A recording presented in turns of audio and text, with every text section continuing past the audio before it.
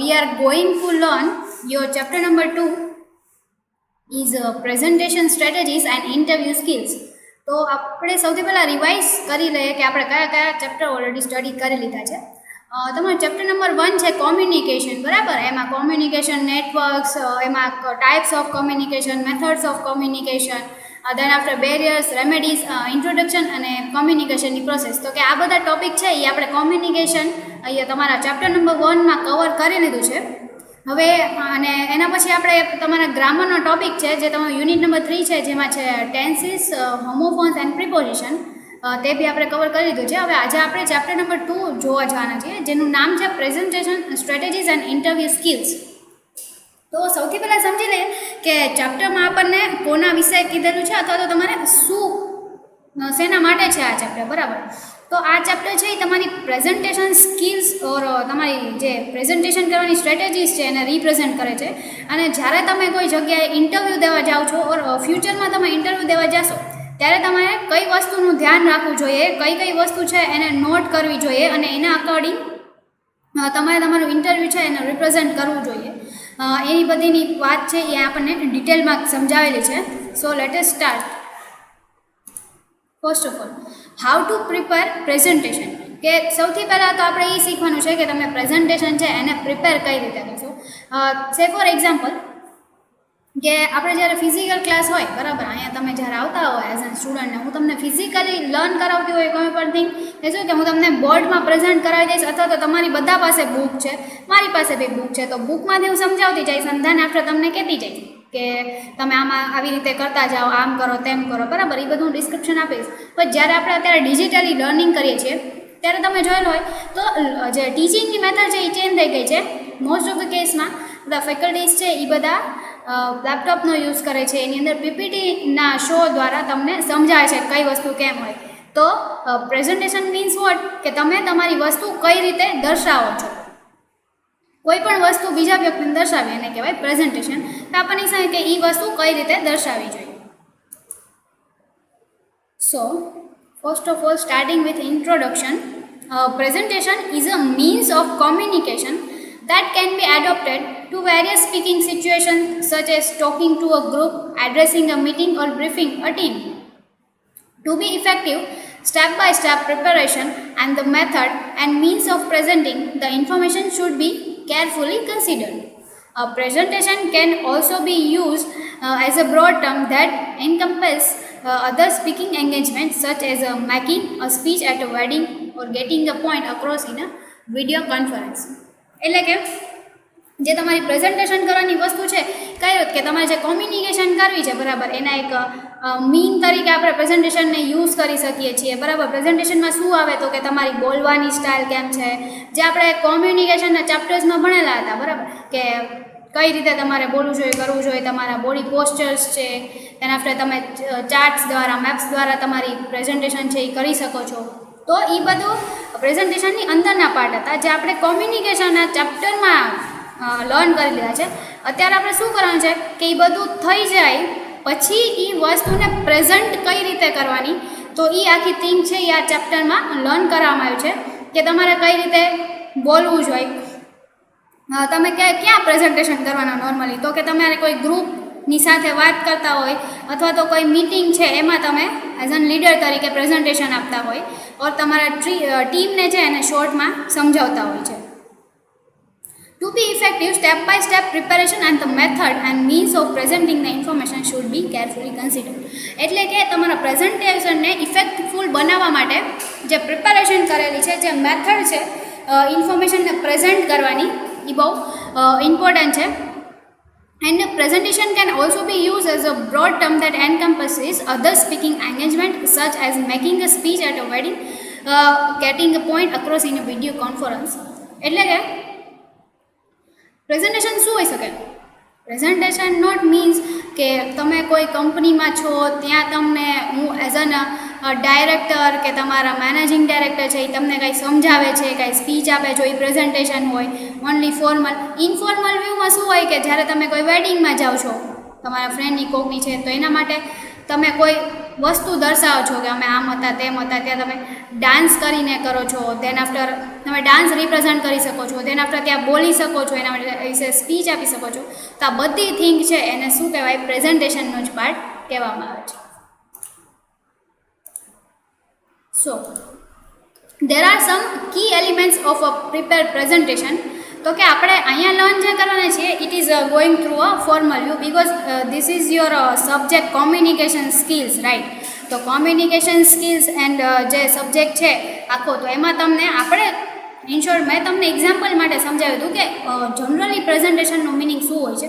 Otherwise આજે જે આપણે આખા ચેપ્ટરમાં લર્ન કરવાના છીએ that is in the form of formal communication. Done. So there are some key elements. Let us see what they are. Therefore context, and then second one is audience analysis, third is length of talk, fourth is what, why and how, and fifth is selecting of a presentation method. Context એમાં શું આવે? Okay, let us learn that all 5 key elements in detail, starting with first context. Context એટલે શું, આપણે ગુજરાતીમાં એનું meaning સમજાવું ને. કોન્ટેક્સ્ટ એટલે લખાણ, કે તમે શું લખેલું છે, શું પ્રેઝન્ટ કર્યું છે, તમે એમાં શું લખાણ ઇન્ક્લુડ કરો છો, એને શું કહેવામાં આવે છે, context. There are two type of presentation.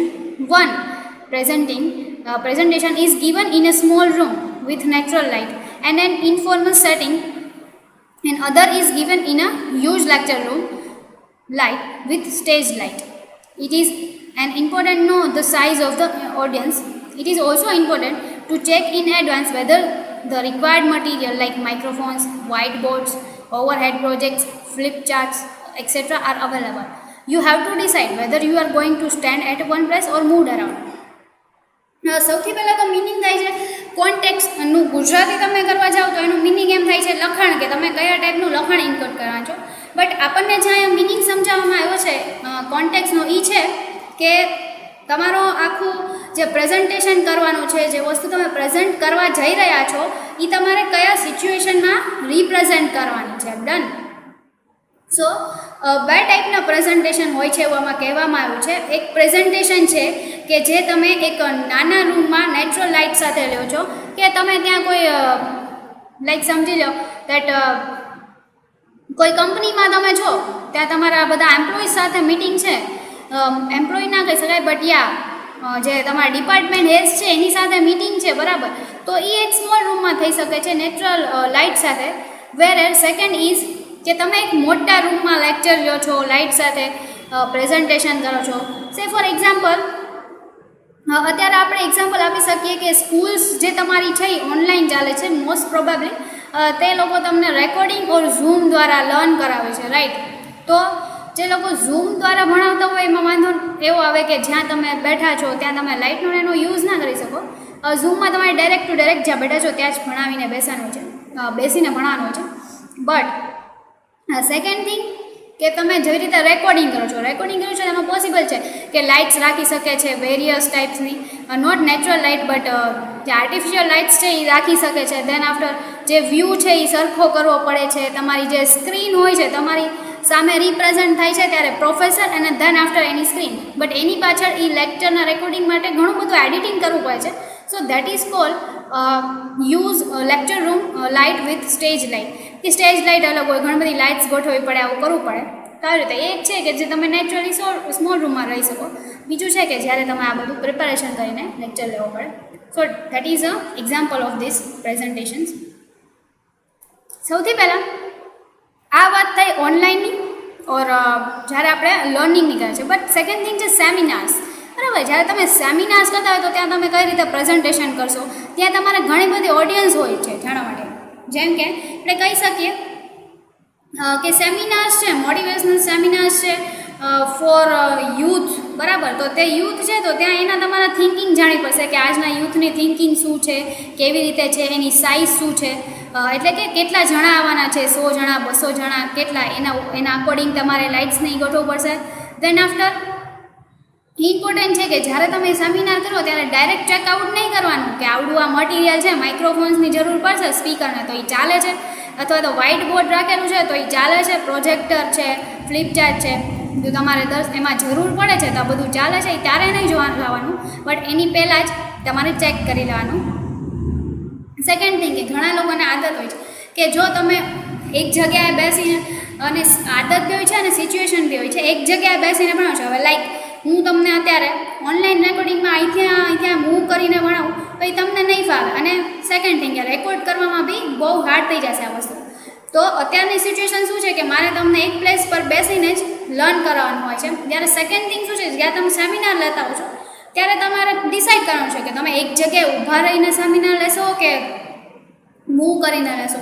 Most probably speakers છે એ મૂવ કરીને સેમિનાર લેવાનું પસંદ કરે છે, બિકોઝ જેવી રીતે એની મૂવમેન્ટ થાય છે એવી રીતે ઓડિયન્સના આઈઝની બી મૂવમેન્ટ થાય છે, જેથી કરીને લોકો કંટાળી જતા નથી. Next is audience analysis. આ સૌથી મહત્ત્વની વસ્તુ છે ઓડિયન્સ એનાલિસિસ, કે તમારા જે ઓડિયન્સ આવેલી છે એક તો એ કયા ઓલાથી બિલોંગ કરે છે એ જાણવું જરૂરી છે, બરાબર, કે એ ક્યાંથી બિલોંગ કરે છે. અને સેકન્ડ થિંગ એ છે કે એ બિલોંગિંગ ઓડિયન્સ છે એની થિંકિંગ શું છે અને તમે કઈ રીતે રિપ્રેઝેન્ટ કરશો. લાઈક તમે 10 થી 20 વર્ષના લોકોને વચ્ચે સેમિનાર રાખેલો હોય તો તમારે એના ટાઈપ્સના કાર્ટૂન્સ છે એવું બધું છે એ બધું તમારે તમારા પ્રેઝન્ટેશનમાં ઇન્ક્લુડ કરવું પડશે. અને જો એનાથી વધારે રાખેલા છે તો એ ટાઈપના જોક જે યુથ હોય છે, જેમ કે 20 થી 30 વર્ષની વચ્ચેનાનું તમે સેમિનાર રાખેલો તો તમારે એ ટાઈપના યુથની જે થિંકિંગ છે એ ટાઈપના જોક્સ કરવા પડશે, એ લોકોને હસાવવા પડશે, એન્ટરટેઇન કરવા પડશે, સાથે સાથે તમારી વાત સમજાવવી પડશે. અગર તમે એક ધારા બોલ્યા જ જશો તમારું સમજાનું તો એ લોકો નહીં સમજી શકે, અથવા તો સમજી શકતા હોય બટ થોડોક ટાઈમ સુધી એ લોકોને ઇન્ટરેસ્ટ રહેશે બોલવા માટે, બટ ધેન આફ્ટર એ લોકોને ઇન્ટરેસ્ટ નહીં રહે. સો audience analysis is the process of examining information about your listeners, as we discussed. It involves identifying the audience and adapting a presentation or speech to their interest, level of understanding, attitude and beliefs. Like માની લ્યો કે તમે seminar રાખેલો છે, particularly એ seminar છે for example સીએના students માટે રાખેલો છે. એ આખા સેમિનારમાં સીએના સ્ટુડન્ટ્સ જ આવવાના છે.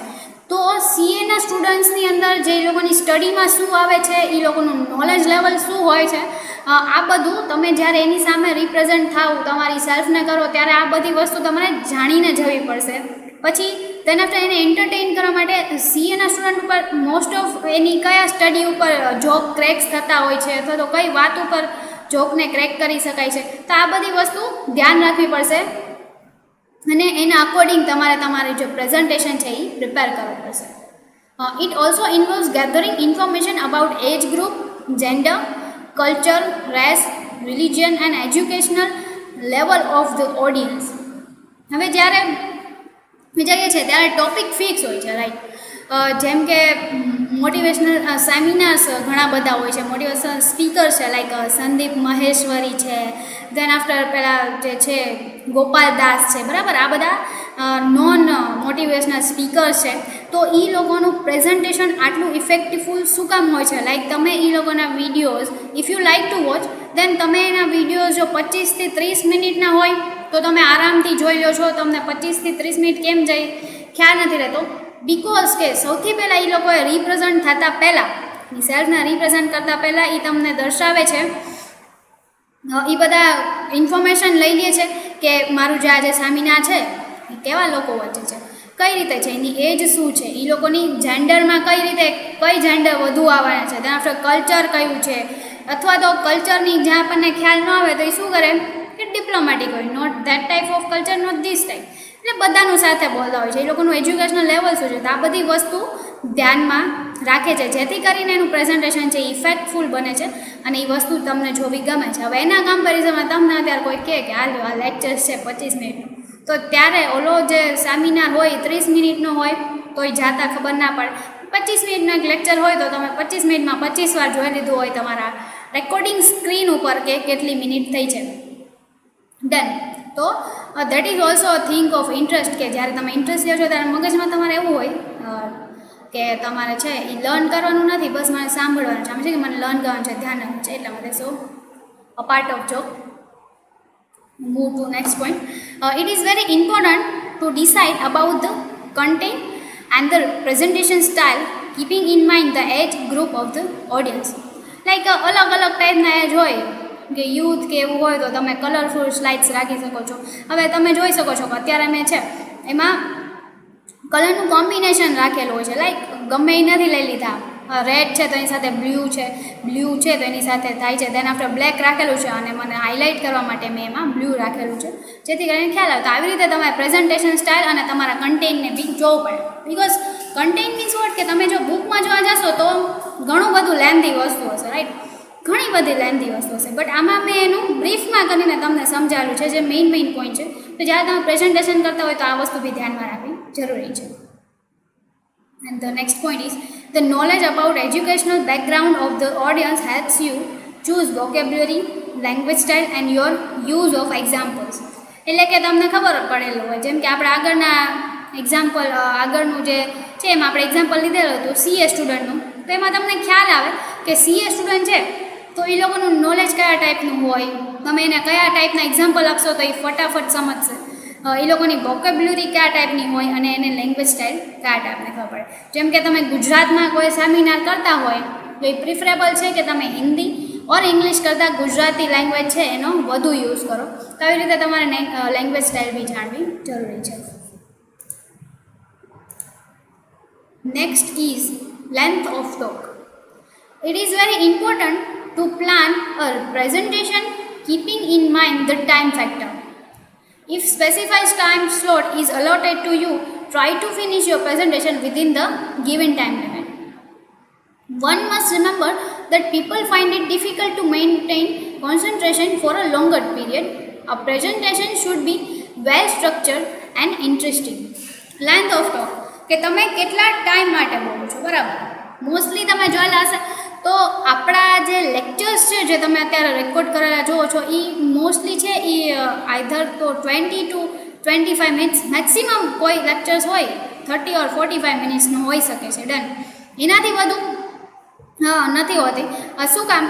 તો કે જ્યારે લેક્ચર્સની જે સ્ટ્રેન્થ હોય છે એમાં જ્યારે તમે જે કેમેરામાંથી શૂટ કરો છો તો એની એક ટાઈમ લિમિટ હોય છે. તો એ ટાઈમ લિમિટ હોય એમાં તમારે સમજાવવાનું હોય.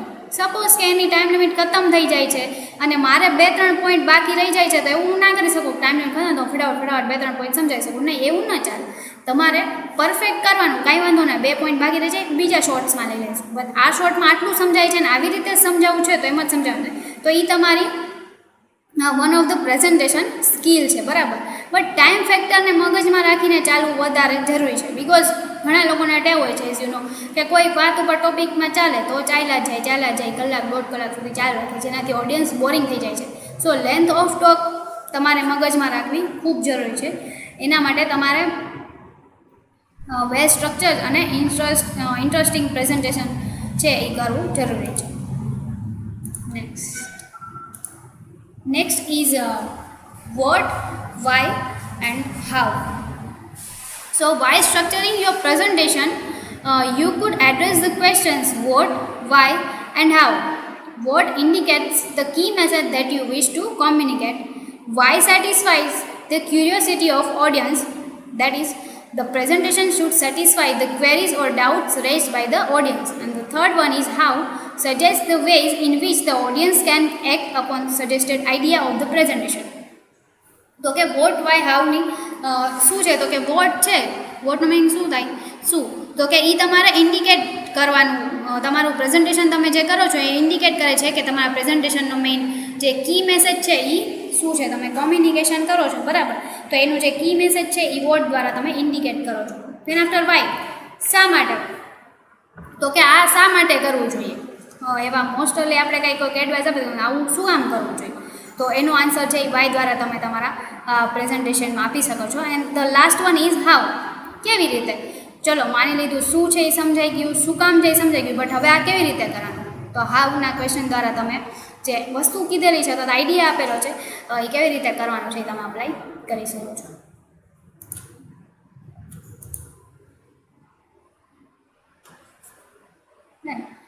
The following are the strategies which will help us to take our presentation from merely good to great.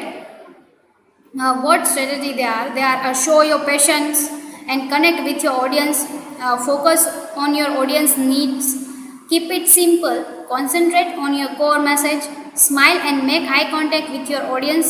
Start strongly, remember the 20 and 30 rules for slideshow.